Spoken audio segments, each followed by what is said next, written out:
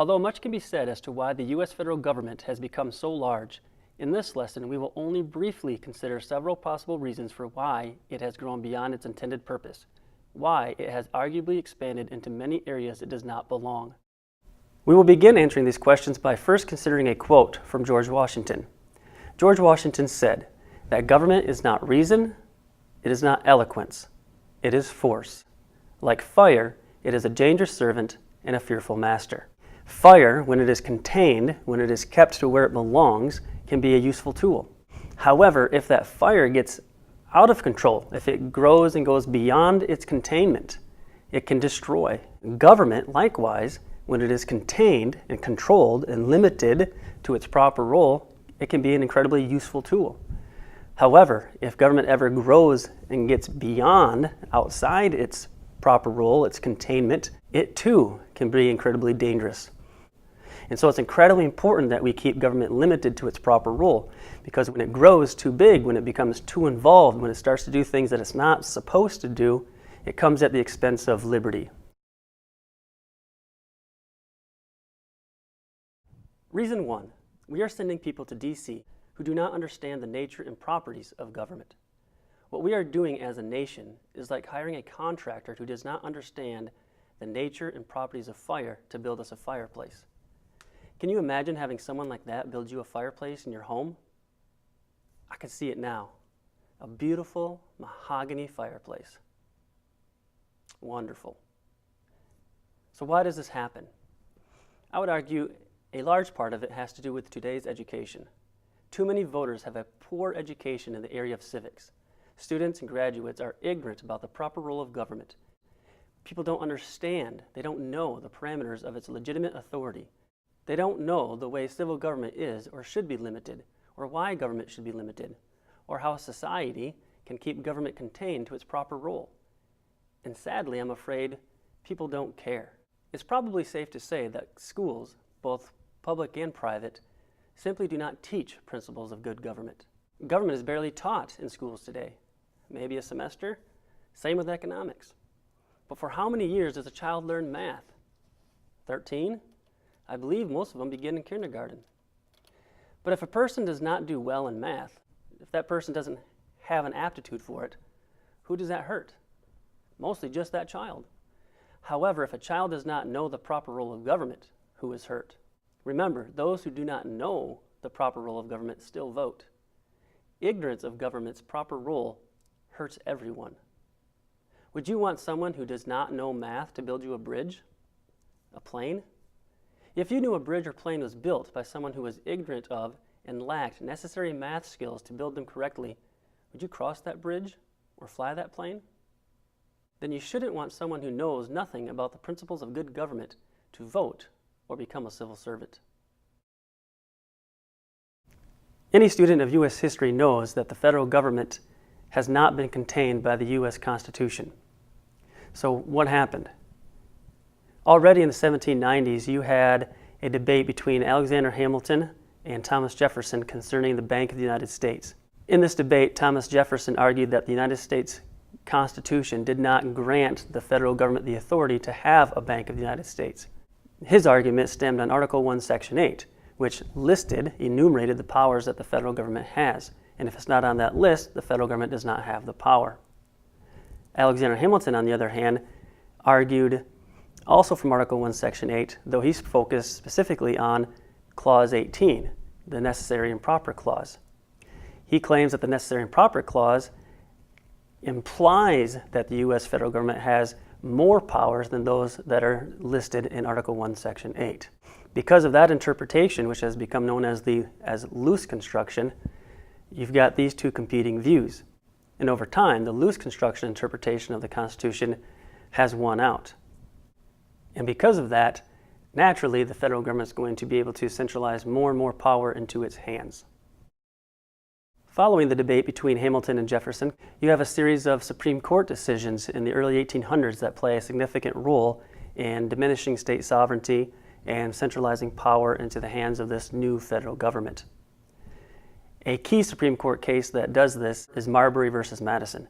In 1803, Chief Justice John Marshall wrote the majority opinion stating that The Supreme Court is the final judge, the final arbiter as to the meaning of the Constitution.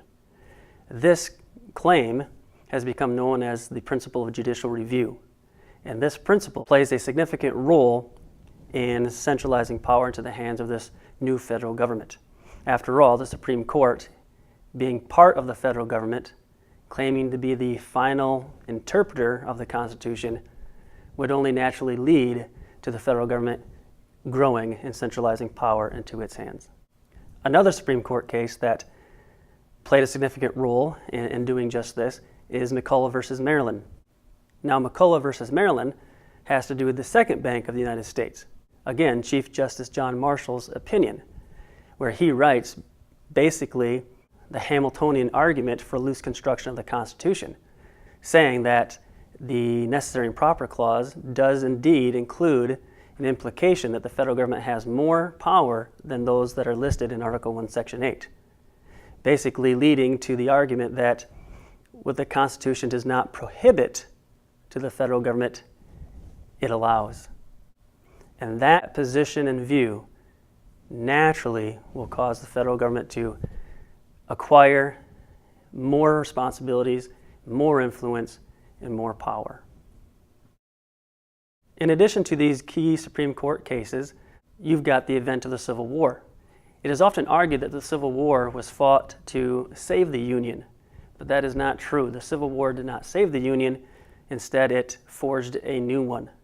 Prior to the Civil War, it was understood that the Union was a voluntary association of states. During the War of 1812, when the New England states discussed the option of seceding from the Union, no one ever argued or penned any articles condemning these states that secession is illegal. Everybody understood that that was something that a state has the authority and right to do. So because of the Civil War, however, this idea and concept of secession is gone. States don't have the right to secede. Now, whether or not that philosophically that makes any sense is beside the point. What's important here is understanding that because of the Civil War, the nature of the Union is redefined. That's why the Civil War did not save the Union, it forged a new one. Rather than seeing the Union as a voluntary association of states where the federal government, which the states created, existed to represent the states, that the federal government was an agent of the states, because of the Civil War and its insistence that secession is illegal, the nature of the Union changes from a federal one to a national one. And now, as a result, people see the national government, the government in D.C., as being superior to those of the states. It was also during the Civil War that one could argue that the seeds of crony capitalism were laid. During the Civil War, when the South seceded, the North, the Union, passed a series of laws or legislation, one of those being the Pacific Railway Act of 1862. This piece of legislation allowed for the federal funding of transcontinental railroads. And because you now have the federal government subsidizing these businesses, other businesses that see this and are now incentivized to try to find ways to get the government to subsidize them, to give them some special privilege. And then this brings us to actual crony capitalism. Over time, these seeds of crony capitalism that were planted during the Civil War grew and sprouted, and in the late 1800s, all the way up to today, you have something called crony capitalism. Unfortunately, there are people out there who are ignorant about economics and assume that crony capitalism is just plain old capitalism. However, it is not. Crony capitalism can be described as basically a marriage between the federal government and privileged businesses. Privileged in the sense that they have been chosen by the federal government to, for whatever reason, to have a relationship together. It's a combination of business and government. And this combination, of course, leads to legislation that favors these politically connected businesses at the expense of others. Some people today rightfully protest this relationship between business and government. As a matter of fact, during the Great Recession in 2008, 2009, you had a protest movement that found itself occupying Wall Street. That was the name of the protest, Occupy Wall Street. They were upset. They were protesting this relationship that Wall Street or big politically connected businesses had with the federal government.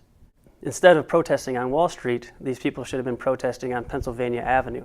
They should have been protesting in front of Congress, because businesses, no matter how wealthy or big they are, do not have the authority to create law, to grant themselves special privileges, to grant themselves subsidies. Rather, it's the representatives, those congressmen and congresswomen, who have the authority to create laws, regulations that can help some at the expense of others.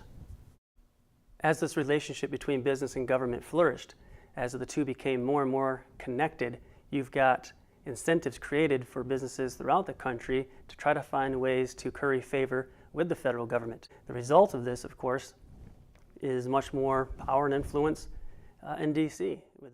Furthermore, you've got a few things that happened in the year of 1913. In 1913, we saw the passage of the 16th Amendment. The 16th Amendment, of course, allows the federal government to tax income. The reason why this is a significant event in the growth of the federal government is because for the federal government to grow, like fire, it needs fuel. And the fuel for government is money. And as a result, it can make more promises, fund more projects, and subsidize more businesses. Also in 1913, we see the creation of the Federal Reserve System. The Federal Reserve System has enabled the federal government to acquire another stream of revenue.